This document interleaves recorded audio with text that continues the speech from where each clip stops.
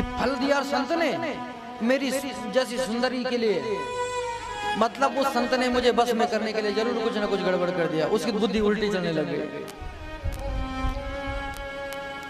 जरूर बस में करना चाहता है मुझे, मेरी धन संपत्ति हड़पना चाहता है कोई बाबा। मेरे पंडित जी तो भोले वाले हैं, पर मैं भोली वाली नहीं हूँ, मैं दिमाग से काम लूंगी। इतने में एक पड़ोसन आ गई, फल देख के कह रही थी खाऊं कि न खाऊं। पड़ोसन ने कहा बहन क्या हुआ? कहा बहन क्या बताऊं, मेरे पंडित जी तो भोले वाले हैं,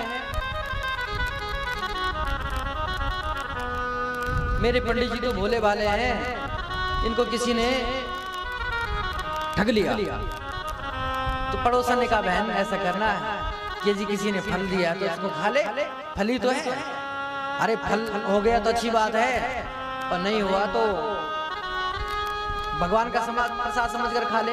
थोड़ा बेंजो भी चलाते रहना बीच में। तो सज्जनों,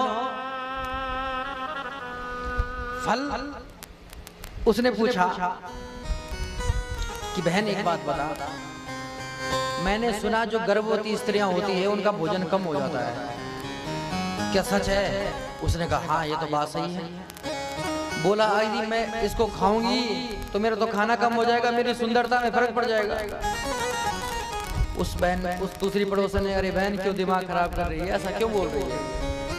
अच्छा बहन एक बात बता, मैंने सुना है कि जो गर्भवती स्त्री होती है वो भाग नहीं सकती है, और कभी घर में। उसने कहा पड़ोसन ने, बहन तुझे कौन सा दौड़ में भाग लेना है, अरज फल खा के पड़ी रहना, अपने ननद को बुला देना।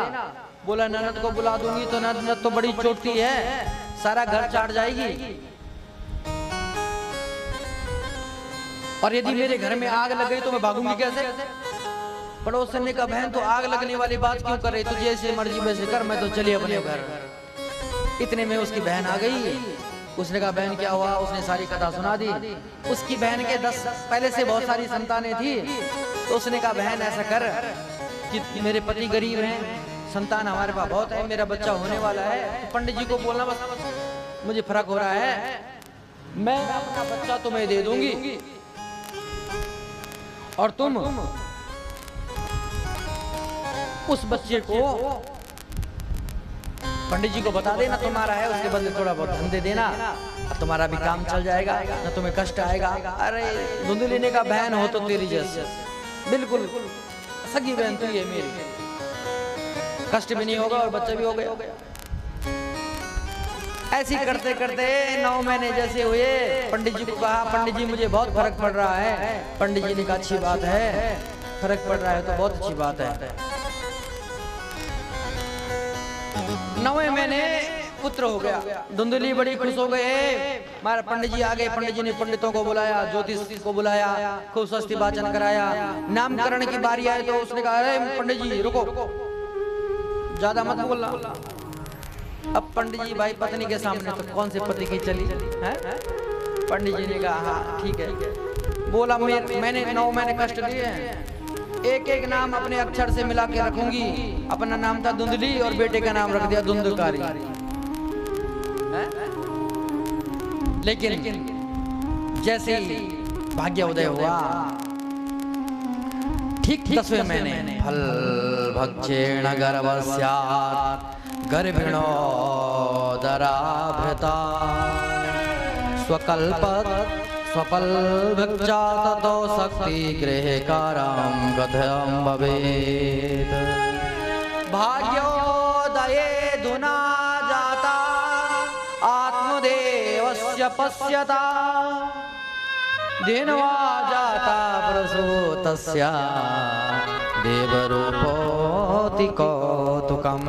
भीड़ लग गई, बधाई हो पंडित जी, पहले तो एक संतान नहीं थी, आज ऐसा भाग्य उदय हो गया। देवताओं की ऐसी कृपा हुई कि गौ के गर्भ से एक बालक ने जन्म लिया, उसके कान गौ की तरह और पूरा मानव बालक। बोले गौ कर्ण महाराज की। भीड़ लग गई देखने के लिए, और सबने कहा पंडित जी बधाई हो, देखो पहले एक संतान नहीं थी, आज गौ ने भी संतान को जन्म दिया, वो भी मानव पुत्र को। धन्य हो गए पंडित जी आप, जय हो आपकी। और पंडित जी ने सुंदर सा दोनों बालों को नामकरण कराया। क्रिया काले ततो जाता तरुणो तनयो विभू गौकर्ण पंडितो ज्ञानी धुंधुकारी महाखला धुंधुकारी महाखला।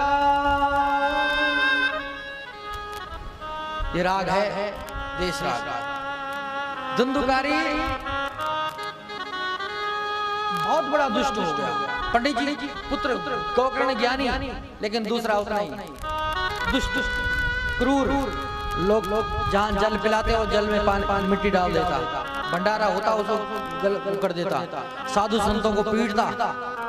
उस धुंधुकारी जिसका नाम भी धुंधुकारी था, ऐसा कोई काम नहीं जो इसने किया नहीं।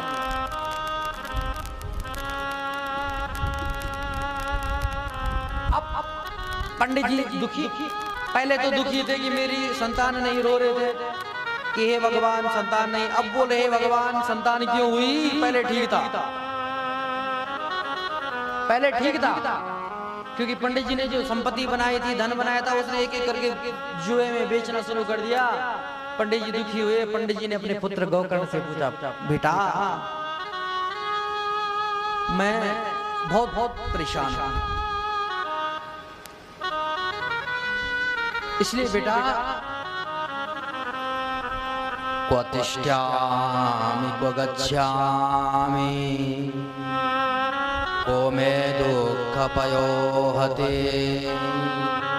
प्राणस्याजामि दुःखेन हम कष्टा मम संस्थिता हम कष्टा मम संस्थिता।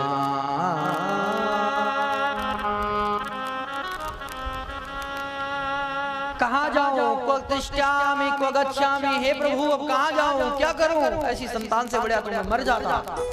पहले भी मरने वाला था, क्यों? संतान नहीं है। आज मरने वाला संतान क्यों है? अब बताओ, जिसकी संतान हुई कौन मुक्त है, कौन सुखी है? बताओ, जिसकी संतान हुई है उसको पूछना कि सुखी है कि दुखी है। सज्जनों, सुखदेव बाबा परीक्षित को एक कथा सुनाते हैं और सूजी महाराज सनकादियों से कहते हैं कि गौकर्ण जी के पास जब पंडित जी गए तो पंडित जी ने पूछा, पुत्र मुझे क्या करना चाहिए? तब गौकर्ण जी ने कहा, पिताजी ना चंद्रस्य सुखम कांचे सुखम चक्रवर्तनी